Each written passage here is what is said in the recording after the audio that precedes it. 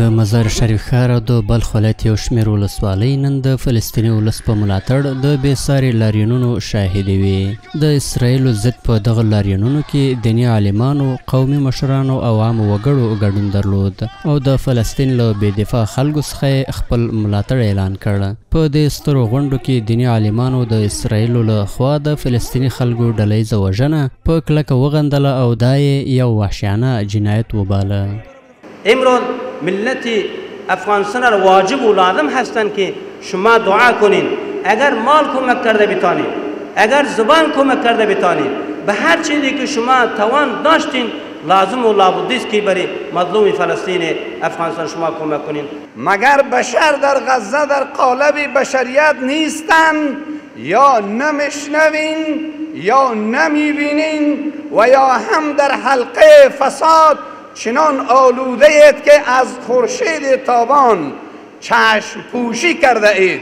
شرم است و ننگ است و منابعی که از بشر دفاع می کنند. ده 70 سال میشه که جریان داره، باید تقبیح بکنه، باید اقدام عملی بکنه، باید به این ظلم و ستم دیگه خاتمه بیابد و باید حریت و استقلال بیت المقدس را به ذریعه همین مسلمانان به اتفاق و وحدت مسلمانان باید ما و شما به دست خود بیاریم. د مزار شریف د سلطانی جماعت امام ویل چې نړۍ هر کله د بشري حقونو د دفاع شعارونه ورکوي، خو د فلسطین د بې دفاع او مظلوم خلکو د حقونو لپاره غږ نه پورته کوي او د اشغالګر رژیم د جنایتونو پر وړاندې چوپه خوله پاتې ده. نهادهای بین المللی باید وظیفه انسانی خود را عمل کنند. بالاتر از همه باید وجدانها بیدار شوند. خواهران و برادران نمازگزار، این فقط درد فلسطین نیست، این زخم بر پیکر انسانیت است. اگر امروز در کنار فلسطین نایستیم، فردا ممکن است سکوت ما در برابر ظلم خود ما را قربانی کند. این صدای همدردی ملت افغانستان به ویژه مردم مخلص مجاهد ولایت بلخ این هست که ما به مردم غزه و فلسطین شریک هستیم و این صدای عدالت خواهی هست که ما عدالت می خواهیم و ما سازمان های حقوق بشری را در سطح جهان آگاه می سازیم.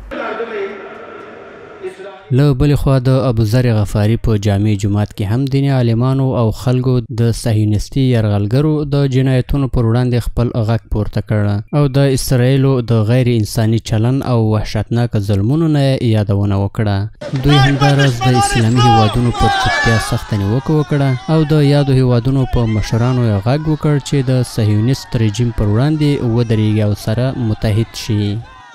باید حکام کشورهای اسلامی غافل نبوده باشد. باید حرکت‌های بر ضد مردم اسرائیل، باید حکام و همچنان کسایی که در رأس کشورهای اسلامی هست مسلمان‌ها را بسیج بسازند در مقابل ظلم ظالمان حرکت‌های مسلحانه باید انجام بدهند. مرگ دی په اسرائیل باندې، مرگ دی په امریکا باندې، مرگ دی په جنایتکارانو باندې، مرگ دی په دغه لوی تروریسم باندې چې د خلکو وینې تویوي، د خلکو په ناموسو کورونه روان دي او خصوصا د غزې الله په دې ټولو باندې مرګ راولي او زمونږ په ژوند باندې الله دې استحصال مونږ ته وښیي. اگر امروز دست ما نمیرسد ما به زبان خود این ظالم محکوم میسازیم، ما به قلب خود بغض به این ظالم و به این رژیم ظلم داریم. الله ذوالجلال آینده ما را، نسل ما را نسل مجاهد، نسل با غیرت، نسل با شجاعت بگرداند. وروسته لاریونوالو سرکونو ته په راوتلو او د فلسطین بیرغ په لیږدولو سره د فلسطین له بې دفاع او مظلوم خلکو څخه خپل ملاتړ اعلان کړ.